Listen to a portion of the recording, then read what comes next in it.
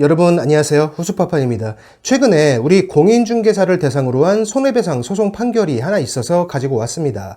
우리 공인중개사분들이 좀 같이 보실 필요가 좀 있을 것 같아요. 서울중앙지법에서 나온 판결입니다. 사건을 좀 정리해보면요. 부동산 가격 폭등기였던 2022년 4월에 서울시 관악구에 있는 다가구 주택 한 호실에 들어간 임차인이 있습니다. 보증금은 1억 2천만 원이었는데요. 이 다가구 주택에는 선순위 근저당이 있었어요. 두 건이었는데 채권 최고액은 도합 15억 3,400만 원이고요. 또 다가구 주택이니까 선순위 임차인들도 있었겠죠. 그 선순위 임차인들의 보증금 합계는 11억 9천만 원이었습니다. 그러니까 해당 임차인이 들어갈 당시에 임차인보다 선순위인 채권은 도합 27억 2,400만 원이 이미 있는 상태로 들어간 것이었고요. 만약이라도 주택이 경매에 넘어간다면 최소 28억 4,400만 원 이상으로 낙찰이 되어야만 해당 임차인의 보증금이 회수가 되겠죠. 물론 경매 진행 비용이나 이런 것들을 좀 따로 빼야 하지만 복잡해지니까 여기서는 그런 거 다 빼고 최대한 단순하게만 계산하겠습니다. 낙찰 대금은 28억 이상, 한 29억 정도 되어야 하는데 해당 공인중개사는 이 다가구 주택의 시세를 약 40억 원 정도로 판단합니다. 문제는 뭐냐면 해당 공인중개사가 이걸 확인 설명서에 적어버린 거예요. 임대차 중개를 하면서 매매 시세까지 판단하고 그걸 고지해야 하는 의무까지는 없죠. 그런데 해당 공인중개사는 선순위 근저당과 선순위 보증금 합계를 적어주면서 해당 부동산의 시세가 약 40억 원이라는 이 내용까지 확인설명서 여백에다가 적어놓은 것이죠. 그리고 1년 뒤인 2023년 4월에 이 다가구 주택은 경매 개시 절차가 시작됩니다. 이 시기는 어떤 시기였죠? 부동산 가격이 꼭대기까지 올라가 있다가 전체적으로 폭락을 하던 시기였는데요.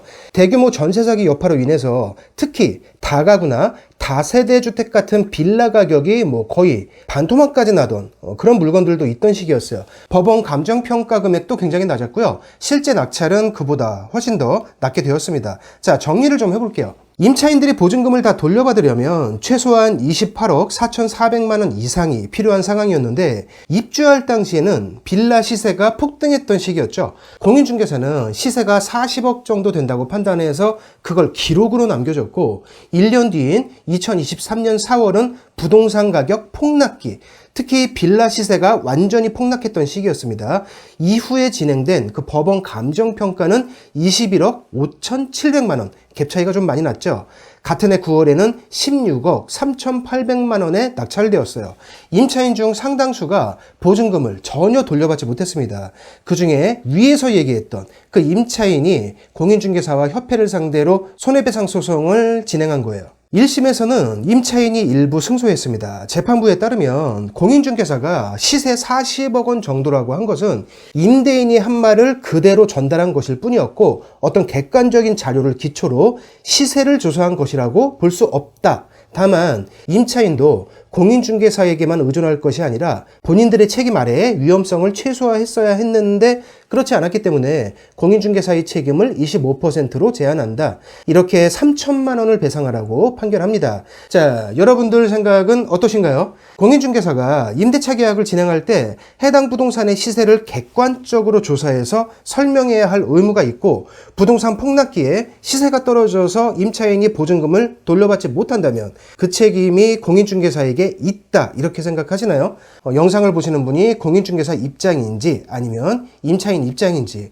여기에 따라서 의견이 갈릴 것 같은데요. 며칠 전에 나왔던 2심 판결을 보겠습니다. 판결의 주요 내용만 정리해보면요. 우선 부동산의 시가 자체는 애초부터 확인 설명 대상이 아니라는 겁니다. 즉 공인중개사가 시세 40억 원 정도라고 설명한 것이 근거로 남아있는 게 사실이지만 애초부터 시세를 정확하게 감정하고 평가해야 하는 것은 감정평가사의 영역이지 공인중개사의 의무가 아니라는 거죠. 그리고 2심 법원에서도 이 얘기를 하고 있어요. 부동산 매각대금은 당시 시장에 따라 등락이 클 수 있다.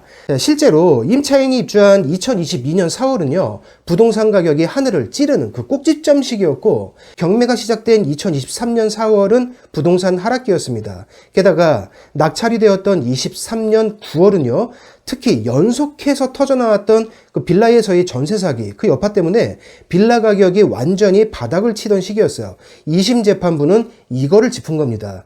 부동산 가격이 폭락한 것 자체가 공인중개사의 어떤 의무 위반이나 책임 때문이 아니라는 거죠. 그리고 결정적으로 임대차 계약이 체결되던 그 시기에 인근 유사한 부동산이 39억 원 이상으로 거래된 사례가 있었다.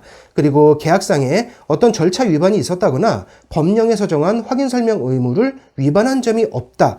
이런 내용들을 종합해서 볼 때 임차인이 보증금을 회수하지 못한 것은 해당 임대차 계약을 중개한 공인중개사 때문이 아니다. 해당 사건을 중개했던 공인중개사가 배상을 해야 하는 그런 성질의 사건이 아니다. 2심에서는 이렇게 판결했습니다. 자, 임차인이 보증금을 온전하게 회수하지 못하는 상황은 부동산 하락기에 흔하게 발생합니다. 특히 전세일 경우라면 상당히 많이 발생하죠. 공인중개사가 임대차 중개를 하는 해당 부동산에 대해서 객관적인 증거를 가지고 시세 감정을 하지 않았다는 이유로 일부 배상 책임이 나왔던 1심 판결, 그리고 공인중개사가 전세 사기에 가담한 것이 아니고 계약 시에 특별한 절차 위반이나 의무 위반이 없었다면 시세 하락기에 발생한 보증금 미회수에 대해서 공인중개사에게 배상 책임이 없다는 2심 판결. 같은 사건에서 1심과 2심은 완전히 다른 판결을 했는데요. 해당 사건은 아마도 대법원으로 가지 않을까 싶어요. 돈이 꽤 많이 걸려있는 상황이고 각자 한 번씩 이겼기 때문에 아마 끝까지 갈 것 같은데요. 여러분들 생각은 어떠신가요? 전세라는 제도가 있는 우리나라에서 부동산 가격이 조금만 하락해도 매매가가 전세가보다 낮아지는 상황은 아주 흔하게 발생합니다. 마침 그때 해당 주택이 경매에 넘어간다면 중개를 했던 공인중개사가 배상해야 한다고 생각하시나요? 판단은 여러분이 직접 해보시기 바랍니다. 그리고 마지막으로 하나, 우리 공인중개사분들 임대차 계약을 진행하면서 해당 부동산의 대략적인 시세를 설명하는 경우도 많이 있습니다. 하지만 임차인을 안심시키기 위해서 본인이 판단한 그 시세를 확인 설명서에까지는 적지 마세요. 그건 우리 공인중개사의 설명 의무 대상이 아닙니다. 아마 그게 없었다면 1심에서도 해당 공인중개사가 승소하지 않았을까 하는 생각이 듭니다.